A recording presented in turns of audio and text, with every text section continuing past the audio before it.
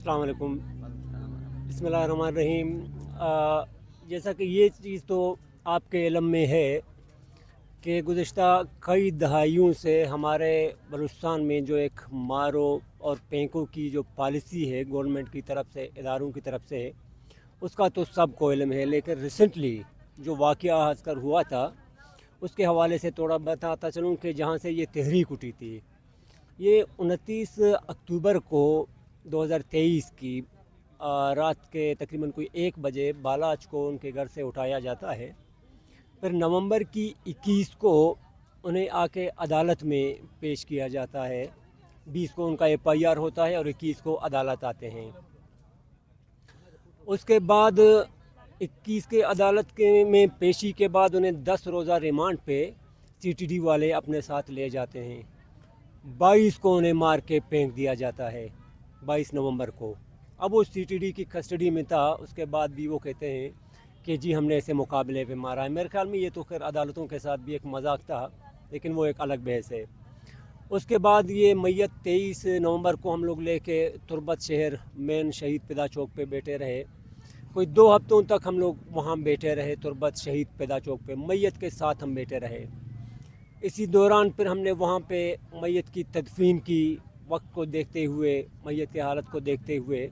उसके बाद हमारी ये तहरीक आगे बढ़ी। साथियों की ख्वाहिश ये थी कि ये सिलसिला ना रुके, क्योंकि बालाच के साथ टोटल 3 और लोग मारे गए थे। टोटल ये 4 लोग थे, अब्दुल वदूद, अब्दुल शकूर और सैफ, ये 4 लोग थे। लेकिन बाकियों की जो मैयत थी वो चौक तक आने भी नहीं दी गई। एजेंसियों के लोग अस्पताल में खड़े थे, धमकियाँ दे रहे थे। जब बालाच की मैयत पहुँचे तो बाकी मैयत उन्होंने अपने कंट्रोल में की और जाके तदफीन की उनकी। अब बालाच की मैयत चौक पे पड़ी थी, उसी दौरान एक और शोएब नाम का एक बंदा वहाँ बॉर्डर पे मारा गया। FC ने उसे डायरेक्ट फायर करके मार दिया। उसके भी लोग चौक पे आए थे। अब एक मैयत पड़ी हुई है और वहाँ मारदाड़ और भी जारी है। उसके बाद साथियों ने ये तहरीक शुरू की, तुर्बत से पंजगुर, फिर बेसेमाग, हुज़ार, क्वेटा तक आए। क्वेटा से फिर DI खान, तोसा शरीफ, इस्लामाबाद तक।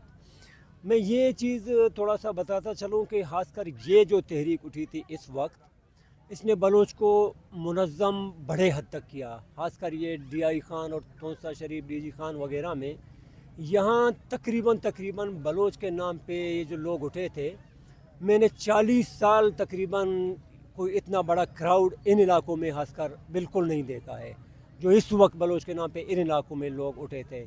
क्योंकि इनको तो एक तरह से हमसे बिल्कुल अलहदा कर दिया गया था, बलूचिस्तान से बिल्कुल इनको कट कर दिया गया था। ये जो बलोच यहाँ उठे थे, मैं यही बताऊं कि ये जितनी तादाद में थे उतनी तादाद में हमारे बड़े बड़े शहरों में लोग उठे, उससे कई ज़्यादा तादाद में इन इलाकों में लोग उठे थे। उनका भी हम बहुत शुक्रिया अदा करते हैं। भले तहरीक है अब तक जारी है, आगे जाकर कौन सा शक्ल इख्तियार कर लेता है, लेकिन हमारी कोशिश ये होगी कि अब ये थमे नहीं। ये DG खान, DI खान, तोसा से लेकर बलूचिस्तान के मुख्तलिफ इलाकों तक हमारा ये वर्क अब आगे भी जारी रहेगा और इसे इंशाल्लाह थमने हम लोग नहीं देंगे। शुक्रिया जनाब। जी, ये थे सिबगतुल्लाह साहब। आपने देखा, आपने सुना कि इनके जो मुतालबात हैं या इनकी जो गुजारिशात हैं कि तहरीकें क्यों ये उठीं और क्यों ये निकलने पे मजबूर हुए। आजकल की ख़बरों के मुताबिक जो मामा कदीर साहब बता रहे थे, उन्होंने बताया कि डेली बेसिस के ऊपर 4 से 6 लाशें हमें डेली बेसिस पे मौसूल होती हैं, ये बलोच नौजवानों की। इनका कसूर ये है कि ये अपना हक मांगते हैं।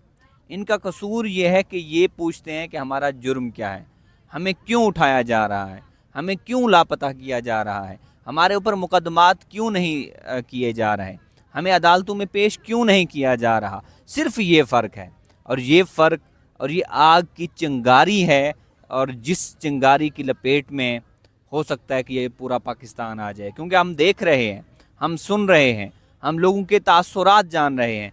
ये इतने बड़े मसाइल और ये गंभीर और पेचीदा मसाइल बनते जा रहे हैं कि जिनका कोई मिसाल नहीं।